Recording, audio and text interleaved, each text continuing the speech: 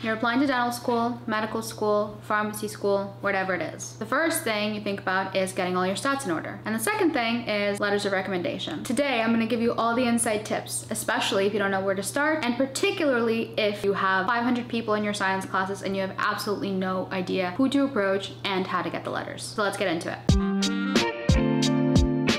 In today's video, I'm going to talk about how to approach getting letters of recommendations, laying the groundwork, and making sure that you set yourself up for success. The second thing I'm going to talk about is what to do if your science classes, like mine, were 500 to 700 people and there's no chance that your professor even knows your name. And the third thing I'm going to talk about is how to store your letters of recommendation and make sure that they're confidential in order for schools to accept them when the time comes. Also, make sure to stick around to the end of the video because I'm going to be doing a personal statement review giveaway because so many of you who asked me to review your personal statement, and as much as I would love to review everybody's, I thought I would do a giveaway and give a few of you a chance to have me personally review it, meet with me, talk about it, and make changes, and then help you work on a new draft if that's what you would like. Stick around to the end of the video for that. And if you're new here, my name is Medina. I am now a third-year dental student at Columbia, and I've gone through the many trials and tribulations of applying to dental school. This is just one of the many things that I have shared in terms of my dental school application journey. If you have any other questions about applying to dental school, I have a whole playlist for dental school admissions that you can check out. I've talked about personal statements, I've talked about the ADSES application. Anything that you have questions on will probably be in there. And if it's something that I haven't answered before, feel free to drop it in the comments for a future video idea. Also,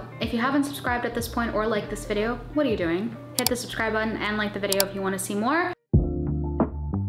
Talk about laying the groundwork. Obviously, you can't just walk up to a random person and off the street ask them to write you a letter of recommendation. A letter of recommendation that is required for dental school admissions, medical school admissions, and a majority of other professional school admissions requires you to have a letter written by preferably a science professor. For dental school, it's either 2 letters from science professors or a letter from a science professor and a letter from a research PI or principal investigator who's usually in charge of the project that you're researching. The thing is, a person who doesn't know you can't write you a recommendation. And if they can write you a recommendation, it's probably not going to be a very good one. You don't have the opportunity to submit many letters of recommendation. So you want to make sure that the ones that are submitted on your behalf, because you don't get to read them, are good ones. And the thing is, when you submit your application, you actually sign a waiver that you will not request to see your letters of recommendation. Relying on the fact that this person knows you well enough, you have shown them that you are passionate about your prospective career and that you have performed well enough in their course or within their scope of work that they can attest to the fact that you're a great student, that you'll be a great clinician, etc. If you're a freshman in college, no, it is not too early to start thinking about letters of recommendation, because sometimes freshman year might actually be the best time to get a letter because it may be a subject that is an early level chem class or early level bio class that you may be really strong in, that you would be able to perform well in the class. At the beginning of every semester, you want to sit down, take a look at your schedule, and think about the classes that you think you have the best chance of performing well in. Now, I'm not saying that the person who writes your letter of recommendation, you need to have an A+ in their class, but you probably want to do a B or better in order for them to feel comfortable writing you a letter. Now, doing well in somebody's class is kind of the bare minimum to get them to write you a good letter of recommendation. Things that will get you to stand out even more are attending office hours, asking thoughtful questions, showing up in class, being prepared, asking well thought out questions, showing that you have reviewed the material, that you are interested in the subject, and that you're really trying to do your best to perform well in the course. Again, you don't have to do the best in this class. You don't have to be the top achieving student. You don't even have to be in the top 10%. As long as the professor sees that you are putting yourself out there, you are actively engaging with the course material. Now here's how to take it to the next level. You want to keep in mind opportunities for teaching assistant positions, academic liaison positions, anything that the professor is doing outside of the big lecture course where they may require the assistance of students. You want to be the first person to volunteer for that opportunity. These are the best ways to get a personal connection with the professor, get to know them on a first name basis, get them to know you on a first name basis, and get them to understand that you are truly passionate about either the subject or just the field of science in general, and it's the best way to show them that you have enough of a grasp on the material to not only learn it yourself, but to also teach or explain it to somebody else. This is what I did in undergrad. I had a biochem course that I really enjoyed. I thought that the material was more than fair. It was one of the best science classes that I've taken in all of my undergrad career, and it was taught by a genuinely kind professor who really cared about the subject that he was teaching. Now, I'm not saying that everyone else that taught at my undergrad didn't care about what they were teaching. It's just they did their best with the amount of students that they had. And in classes where there are 500 to 700 people, which my intro to bio and intro to chem courses absolutely were, you can only do so much and you can only get face time with so many students. When I reached the level of biochem, there was already about 200 people in the course, which had significantly slimmed down the pool of people that my professor had to know for the semester. We were reaching a level where people who were not entirely serious about a career in healthcare were starting to kind of leave the program, change to different specialties, change majors, and there's absolutely nothing wrong with that. 200 level to 300 level courses where you've already been taking science classes for 2 or 3 years, you're at the point where they kind of already know that you're serious about this. And whatever that it is, they know that you have already taken the intro level courses, you've passed or done well enough to continue now to the next level. So in my biochem course, the professor was genuinely nice, but I'll be honest with you guys, I didn't get a perfect grade in his class. I struggled a little bit, I worked really hard, and I had an upwards trend in my exam scores, but ultimately I think I ended up with about a B+ in the class. But here's where the game changed for me. When my professor at the end of the semester announced that he was going to have academic liaison positions for the following semester for small groups that were going to be held for the people that are taking the course the following year, I jumped at the opportunity because I knew that I really liked this professor. And I knew that if he got to know me well, that he would probably be able to write me a really good letter of recommendation. So even though I had a B in the course, I was in his office hours, and one day I just asked him, hey, do you need teaching assistants for the following year? And he said, yes, absolutely. You're actually the first person to ask me about this. So 1, I was already at office hours and I was asking him questions. 2, I showed enthusiasm in the position. And 3, he didn't even need to know what I got in the course. It was the fact that I was showing enthusiasm and I was already aware that he was doing this for previous years that made me stand out and ultimately landed me the teaching assistant position. Now, the sessions where I was working as a teaching assistant were mostly student-led, but he was also present, which means that once a week for an hour, I got to be in close proximity with the professor, showing him that I had a good grasp on the material, explaining each week's material to the following year's class, and showing that I had remembered and retained most of the information that I had learned the previous year. And after the sessions, I would make a point of sticking around a little bit afterwards to kind of help collect the materials. And in those times, I would have conversations with him. I would make a point to bring up at the time when we were going over some of the material for the course, I was actually covering the same material for my DAT studying. So when I mentioned that, he took an interest. He asked me, oh, what's the DAT? He started asking me about the application to dental school. And that was a point for me to show him that not only do I, 1, understand the material for his course, but it's also helping me in my own journey to my application to dental school. So the little tidbits like that I've shared with him in conversations throughout the semester helped him develop an idea of who I am as a person, as well as understand that I am strong academically because I was able to lead those small group sessions for the students that were currently taking biochem. So the end of the semester came and it was time to ask for letters of recommendation. I didn't wait until people were about to go on vacation, until final exams were around the corner. I asked about a month away from the end of the semester if the professor would be willing to write me a letter of recommendation. Of course, based on everything that I've just described to you guys and all the interactions that we've had, he had absolutely no problem with that, and he just said, yeah, of course, just send me the form of how to fill it out. Now, here's where the next step comes in. As I said earlier in the video, you are not allowed to view your letters of recommendation, which means that up until you're ready to submit your application to whatever professional school you're applying to, you need somewhere to store them. And I don't recommend to wait until you're applying to ask whoever you're going to ask to write you the letter, because if it has been a year, 2 years, let alone a semester, I can guarantee that they're probably not going to remember much about you or enough to write you a good, well thought out recommendation letter. You want to start collecting the letters as soon as you've had the experience or the class with that professor or with the research PI. That means that there needs to be a place that's going to store those letters until you're ready to use them. My school had a pre-health office that was going to put together a committee letter that was a combination of all recommendation letters from a variety of professors and classes that I've taken in undergrad. Some schools do this, some schools do not. If your school does not have a pre-health office that is in charge of writing committee letters, you need somewhere else to store your letters. This is where a platform like Interfolio can come come in and help you store your letters. It is a service that you pay for where you send your professor a link where they will write in the letter of recommendation, and you will get a notification once the professor has completed it, and Interfolio will store it. If you are, let's say, applying for multiple cycles, or if you decide to defer your application for a year, Interfolio will still have them stored for however long you need them. And I think that that's a great option, especially if your school does not create committee letters, because it's something that you can just do once and then not have to think about it again. Like I said, because you don't want to be waiting until the last minute, you need a place to store them. And committee letters or use a platform like Interfolio are just some of the ways that you can store your letters.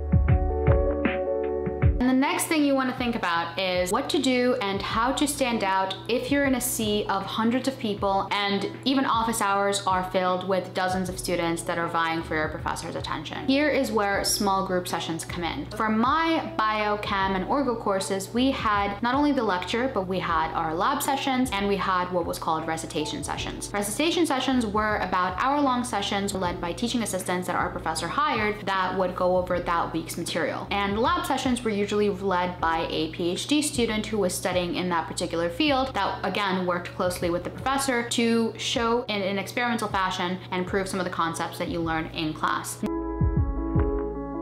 Lab TAs and the recitation TAs are also great people that could write you a letter of recommendation. Now there's two ways to go about this. If you reach out to a professor and you say, "Hi, Professor so-and-so, I've worked closely with so-and-so TA. I would like to ask them to write me a letter of recommendation for insert school that you're applying to." You can ask the professor if they would be okay with co-signing that letter given the fact that you are a student in their bio, chem, orgo, whatever it is course. A lot of times these professors get so many of these requests, they would be happy to co-sign on a letter that's written by someone that they are closely affiliated with and that they know well and whose judgment they could trust. Because if you just ask them to write you a letter without ever having personal contact with them, they might say yes if they're particularly nice, but they won't be a very good letter. This gives them an opportunity to talk to someone who knows you personally. My lab sessions were no more than 10 students at a time, which means that my lab TA has had direct contact with me once a week for 3 hours for an entire semester. So if they asked the lab TA about my performance as a student, he would have a lot to say. And if you do particularly well in the lab, they could talk about your particular skill in the applications of whatever subject that you're working in, which means that it's a lot of material that they could use toward writing your letter, which at a school that has a lot of students that are pre-med, pre-dental, the professors get hounded with these letter requests all the time. If they could delegate this task to somebody else and it's somebody who they work closely with, that makes it that much easier for them to agree and for you to get one letter of recommendation out of the way.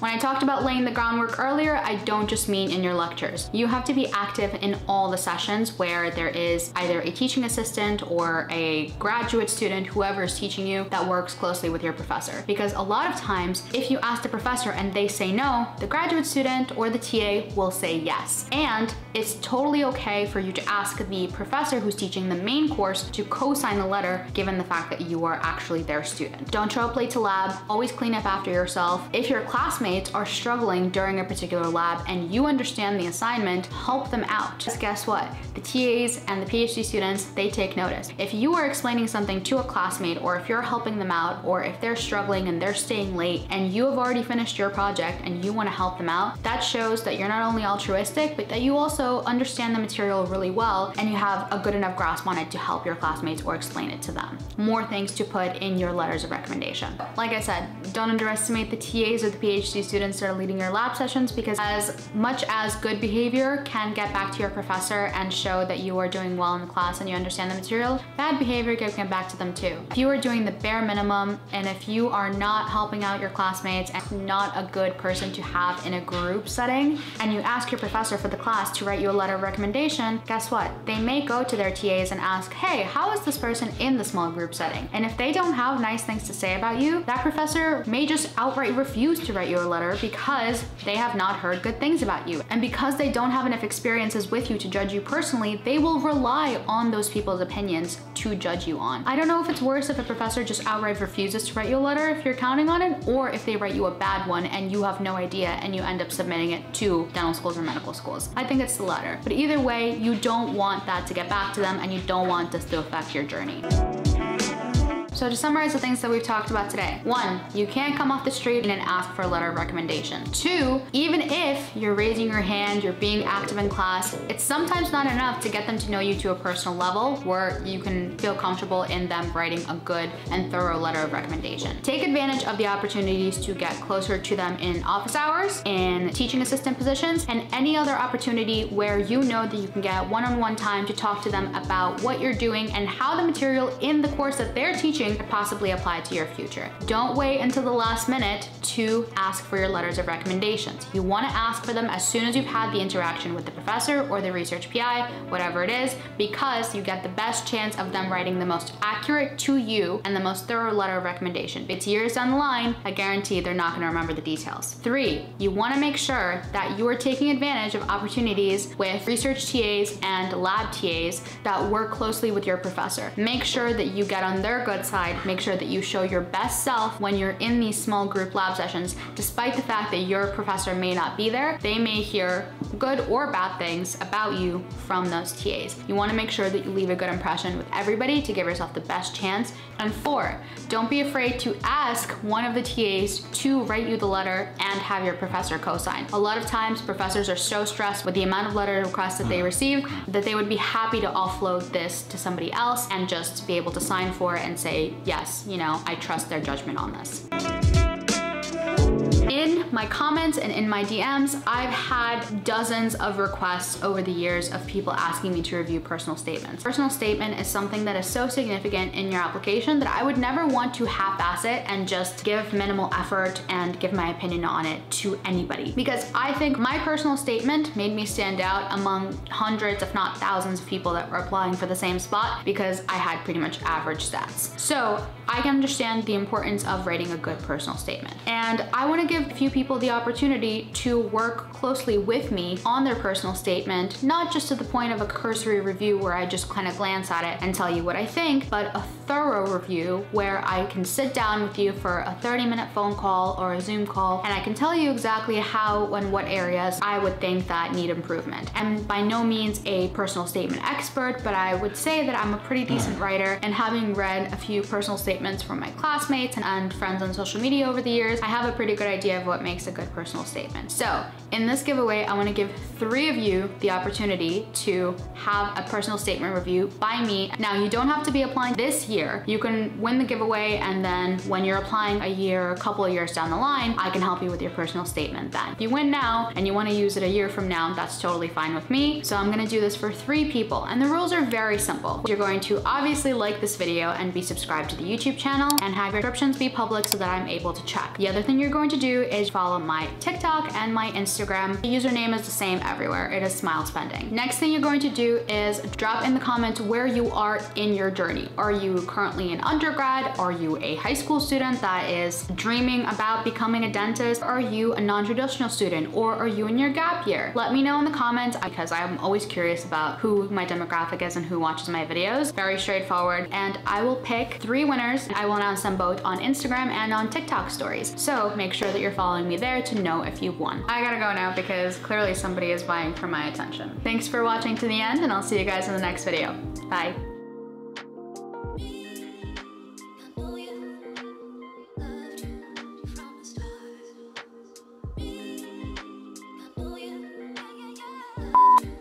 Letters of recommendation. Letters of recommendation. Letters of recommendation and a recommendation. A letter of recommendation. Really good letter of recommendation. Many letters of recommendation.